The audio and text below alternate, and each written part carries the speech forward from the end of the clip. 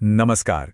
तो ऑस्कर का बज़ यानी माहौल बनना शुरू हो चुका है और आज हम सीधे मुद्दे पर आ रहे हैं एक बहुत ही बड़ी और रोमांचक खबर के साथ। 2026 के एकेडमी अवार्ड्स के लिए भारत की ऑफिशियल एंट्री का ऐलान हो गया है। जी हाँ, बिल्कुल सही सुना। 98 एकेडमी अवार्ड्स के लिए भारत की उम्मीद चुन ली गई है।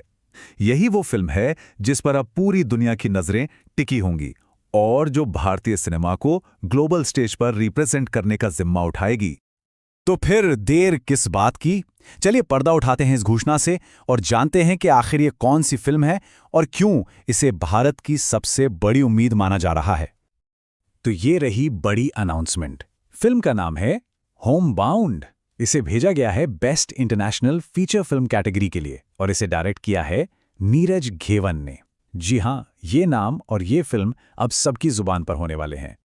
अब सवाल ये उठता है कि होम बाउंड में ऐसी क्या खास बात है जिसने इसे ऑस्कर की दौड़ में सबसे आगे ला खड़ा किया। चलिए जरा करीब से देखते हैं और समझते हैं कि भारत की ये दावेदारी आखिर कितनी मजबूत है।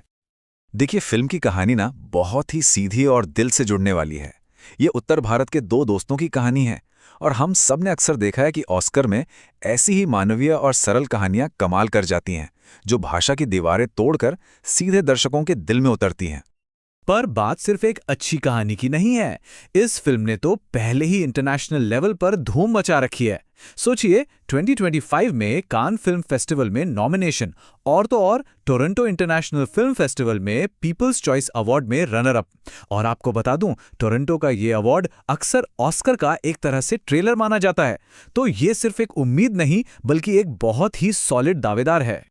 तो फिल्म की दावेदारी तो मजबूत है, लेकिन जिस अवार्ड के लिए ये सारी दौड़ हो रही है वो खुद कितना खास है। ऑस्कर की ट्रॉफी सिर्फ एक अवार्ड नहीं, एक आइकॉन है। चलिए इसके बारे में कुछ मजेदार फैक्ट्स जानते हैं। सबसे पहले इसकी हाइट। ये है 13.5 इंच। सुनने में शायद ज्यादा बड़ा ना लगे, है ना? लेकिन सिनेमा की दुनिया में इसका कद सबसे ऊंचा है। और अब बात करते हैं इसके वजन की। ये ट्रॉफी लगभग 4 किलो की होती है। मतलब इसे उठाने के लिए वाकई में दम चाहिए, सिर्फ कला में ही नहीं, फिजिकली भी। और हाँ, वो जो चमक है ना, वो बिल्कुल असली है। इस ट्रॉफी पर 24 कैरेट सोने की परत चढ़ी होती है।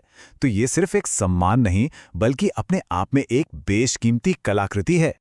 वैसे तो हम इसे ऑस्कर कहते हैं, पर इसका ऑफिशियल नाम है एकेडमी अवार्ड्स और इनकी शुरुआत हुई थी 1929 में। ये अवार्ड्स दिए जाते हैं कलात्मक और तकनीकी काबिलियत के लिए। और एक छोटी सी पर बड़ी दिलचस्प बात, ये स्टैचू एक फिल्म की रील के ऊपर खड़ा है, जो सिनेमा को एक खूबसूरत सलाम है।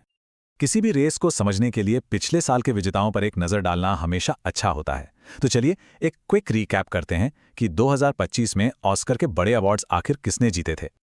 तो 2025 में एनोरा का जोरदार बोलबाला रहा। बेस्ट फिल्म और बेस्ट डायरेक्टर दोनों अवार्ड्स उसी के नाम रहे। लेकिन हमारी नजरें जिस कैटेगरी पर हैं वो है बेस्ट इंटरनेशनल फीचर फिल्म, और वो जीता था ब्राजील की आई एम स्टिल हेयर ने। मतलब होम बाउंड का मुकाबला इसी शानदार लीग में होने वाला है। तो अब हम आते हैं उस सबसे बड़े सवाल पर।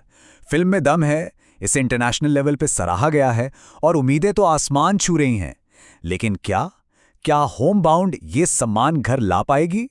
इसका जवाब तो खैर वक्त ही देगा, पर एक बात तो पक्की है, ये सफर बहुत बहुत ही रोमांचक होने वाला है।